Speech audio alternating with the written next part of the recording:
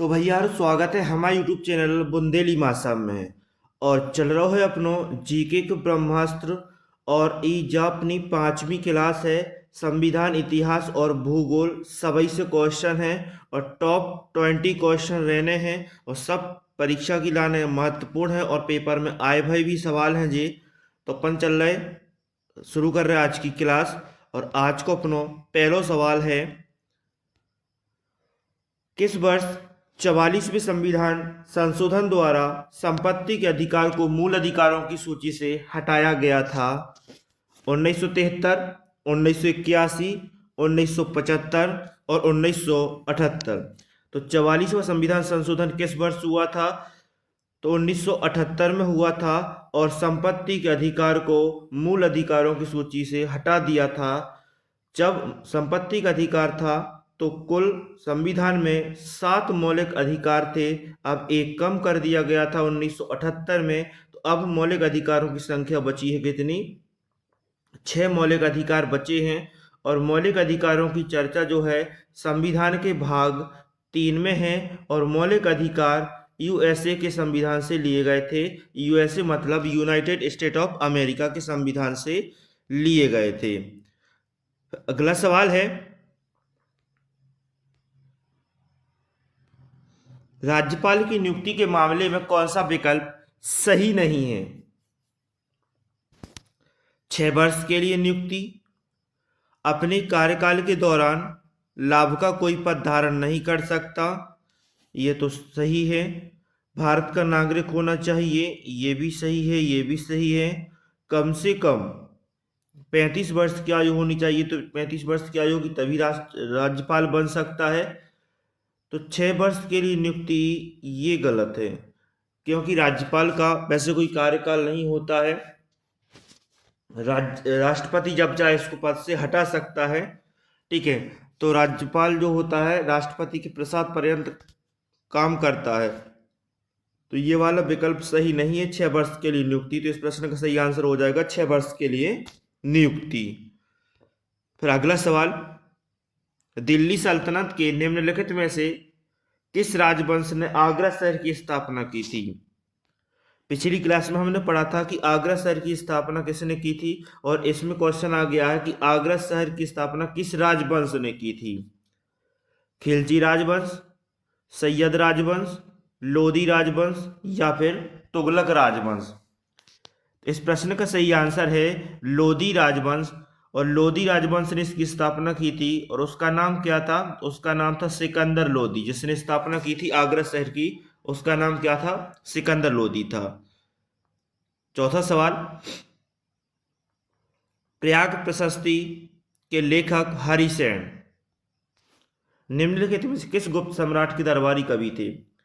तो हरिसेन ने एक अभिलेख लिखा जिसका नाम है प्रयाग प्रशस्ति अभिलेख। और ये कहाँ है? तो प्रयागराज में है। और इनने लिखा किसके दरबारी कवि थे ये बताना है। समुद्रगुप्त, कुमारगुप्त, रामगुप्त या फिर स्कंदगुप्त? तो हरिसेन समुद्रगुप्त के दरबारी थे। इस प्रश्न का सही आंसर होगा समुद्रगुप्त। नेक्स्ट क्वेश्चन, भारतीय संविधान का निम्नलिखित में से कौन सा अनुच्छेद यह लागू करता है कि कानून बनाने में निर्देशक सिद्धांतों को लागू करना राज्य का कर्तव्य होगा? क्वेश्चन एक बार फिर, भारतीय संविधान का निम्नलिखित में से कौन सा अनुच्छेद यह लागू करता है कि कानून बनाने में निर्देशक सिद्धांतों को लागू करना राज्य का कर्तव्य है? अनुच्छेद 37, अनुच्छेद 36, अनुच्छेद 39 या फिर अनुच्छेद 38? तो इस प्रश्न का सही आंसर होगा अपना अनुच्छेद 37। डीपीएसपी से संबंधित है ये सभी अनुच्छेद, डीपीएसपी से संबंधित राज्य के नीति निर्देशक तत्व जो आयरलैंड से लिए गए हैं। और अनुच्छेद 37 ही बताता है कि कानून बनाने के लिए निर्देशक सिद्धांतों को लागू करना ये राज्य का कर्तव्य होगा। ठीक है, फिर नेक्स्ट क्वेश्चन है, लोक नृत्य और उसके संबंधित राज्य के गलत संयोजन का चयन करना है। मतलब लोक नृत्य उसके सामने राज्य है और जो गलत है वो बताना है। तो डोलू कुनीथा ये कर्नाटक में होता है, ये तो सही है। डांडिया और रास ये गुजरात में होता है, ये भी सही है। और धनगरी गज महाराष्ट्र में होता है, ये भी सही है। तो इसका आंसर होगा पाइका। ये केरल में नहीं होता, कहीं और होता है। ठीक है, 3 क्वेश्चन सही थे, चौथा क्वेश्चन ये वाला गलत है, ये गलत संयोजन है। तो आपको कमेंट बॉक्स में बताना कि पाइका किस राज्य का लोक नृत्य है। तब तक चलते हैं अगले सवाल की तरफ। और 7वां सवाल है, निम्नलिखित में से किसे अकबर के शासनकाल में खान ए खाना की उपाधि से सम्मानित किया गया था? अबुल फजल, बाज बहादुर, टोडरमल या बैरम खां? तो खान ए खाना की उपाधि से सम्मानित किया गया था बैरम खान को, जो अकबर का सेनापति था, बैरम खान। 8वां सवाल, नील नदी का पानी कहाँ गिरता है? और नील नदी किस महाद्वीप में बहती है, कहाँ से निकलती है? ठीक है,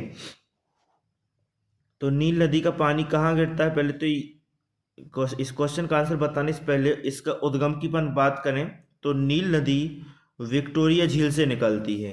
ठीक है, नील नदी का उद्गम कहाँ से होता है? विक्टोरिया झील से नील नदी का उद्गम होता है और ये अफ्रीका महाद्वीप में बहती है। और नील नदी का वरदान किस देश को कहते हैं? तो मिस्र को नील नदी, मिस्र मतलब इजिप्ट, मिस्र को नील नदी का वरदान कहते हैं और ये मिस्र में बहते हुए भूमध्य सागर में गिरती है। तो इस प्रश्न का सही आंसर क्या होगा? भूमध्य सागर। नील नदी उद्गम कहाँ से होता है? विक्टोरिया झील से, और जाके कहाँ मिलती है? तो भूमध्य सागर में मिलती है। ठीक है, और मिस्र को नील नदी का वरदान कहते हैं। यहाँ से एक सवाल और, भूमध्य सागर को लाल सागर से जोड़ने वाली जल संधि का नाम क्या है? भूमध्य सागर से लाल सागर को जोड़ने वाली जल संधि का नाम क्या है?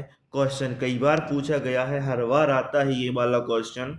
तो उसका नाम है स्वेज नहर। एक नहर बनाई गई है लाल सागर और भूमध्य सागर के बीच, उसका नाम है स्वेज नहर।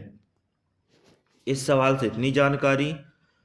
फिर अगला सवाल, गोवा किस नृत्य शैली को, गोवा की किस नृत्य शैली को योद्धा नृत्य के नाम से भी जाना जाता है? योद्धा नृत्य के नाम से भी जाना जाता है, और वो गोवा की नृत्य शैली है। ऑप्शन, लावणी, ये तो महाराष्ट्र की है, ये तो नहीं है। बिहू असम चली जाएगी, ये भी नहीं है। रऊफ और घोड़े मेदनी, तो रऊफ ये नॉर्थ की है, उत्तर भारत की है, ये भी नहीं है गोवा की। तो इसका सही आंसर क्या होगा? जो घोड़े मोदनी नृत्य है, घोड़े मोदनी नृत्य ये गोवा का नृत्य है और योद्धा नृत्य शैली में किया जाता है। यही लड़ने वाली शैली में योद्धा नृत्य है। फिर नेक्स्ट सवाल अपना 10वां सवाल है, लंदन में आयोजित दूसरे गोलमेज सम्मेलन में कांग्रेस का नेतृत्व किसने किया था? गोलमेज सम्मेलन, तो 3 गोलमेज सम्मेलन हुए थे। कितने हुए थे? 3 गोलमेज सम्मेलन हुए थे। तो ये बात है यहाँ पे, दूसरे गोलमेज सम्मेलन में कांग्रेस का नेतृत्व किसने किया था ये बताना है। Sarojini Naidu, Annie Besant, Mahatma Gandhi, Jawaharlal Nehru. तो पहला गोलमेज सम्मेलन 1930 में हुआ था, दूसरा गोलमेज सम्मेलन 1931 में हुआ था और तीसरा गोलमेज सम्मेलन 1932 में हुआ था। इन तीनों गोलमेज सम्मेलनों में जाने वाले व्यक्ति थे भीमराव अंबेडकर साहब। और गांधी जी एकमात्र सम्मेलन में गए थे गोलमेज सम्मेलन में, वो था दूसरा सम्मेलन 1931 वाला, और उनने किया था कांग्रेस का नेतृत्व। ठीक है, तो इस प्रश्न का सही आंसर क्या होगा? जब लंदन में दूसरा गोलमेज सम्मेलन हुआ था तो उसका नेतृत्व 1931 में किसने किया था? कांग्रेस का नेतृत्व महात्मा गांधी ने किया था। फिर 11वां सवाल है, निम्नलिखित में से किस लोक नृत्य का संबंध उत्तर प्रदेश से है? उत्तर प्रदेश में कौन सा डांस होता है ये बताना है। लावणी भी बताया महाराष्ट्र में होता है, घूमर राजस्थान में होगा, कुचिपुड़ी आंध्र प्रदेश में होगा, तो बचा क्या? कजरी। कजरी कहाँ होता है? उत्तर प्रदेश में। लावणी हो गया कहाँ पे? महाराष्ट्र में। घूमर हो गया राजस्थान में, घूमर राजस्थान में हो गया। और कुचिपुड़ी कहाँ होता है? तो कुचिपुड़ी होता है आंध्र प्रदेश में। देखो ऑप्शन 4 थे, चारों काम के थे, ठीक है। तो लावणी का पता चलेगा, घूमर का पता चलेगा, कुचिपुड़ी का। कोई भी सवाल आ जाता है लोक नृत्य से तो आते ही रहते हैं। 12वां सवाल संविधान से। भारतीय संविधान के अनुच्छेद 51 ए के अनुसार एक नागरिक के कितने मौलिक कर्तव्य हैं? मौलिक कर्तव्यों की संख्या बतानी है। अनुच्छेद 51 के ए में है। तो सबसे पहले अपन बात करें मौलिक कर्तव्यों की, तो ये भाग नंबर 4 के ए में है। और अनुच्छेद कौन सा हो गया? 51 ए हो गया। जब संविधान बना था तो मूल संविधान में इनकी संख्या कितनी थी? 0 थी, एक भी मौलिक कर्तव्य नहीं था। लेकिन जब 42वां संविधान संशोधन हुआ 1976 में, तो पहली बार 10 मौलिक कर्तव्य जोड़े गए सरदार स्वर्ण सिंह समिति की सिफारिश पर। फिर एक मौलिक कर्तव्य और जोड़ा गया 2002 में, शिक्षा से संबंधित था वो, ठीक है। 86वां संविधान संशोधन हुआ 2002 में और एक मौलिक कर्तव्य और जोड़ा गया, वो कौन सा था? शिक्षा से संबंधित था। तो टोटल कितने मौलिक कर्तव्य हो गए?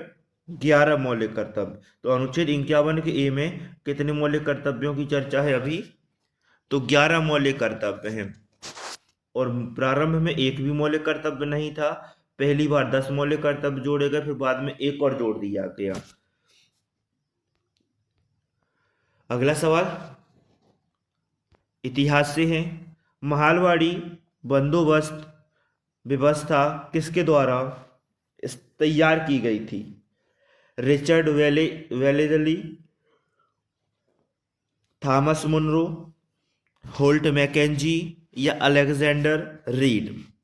तो महालवाड़ी जो बंदोबस्त व्यवस्था है ये होल्ट मैकेंजी ने तैयार करी थी।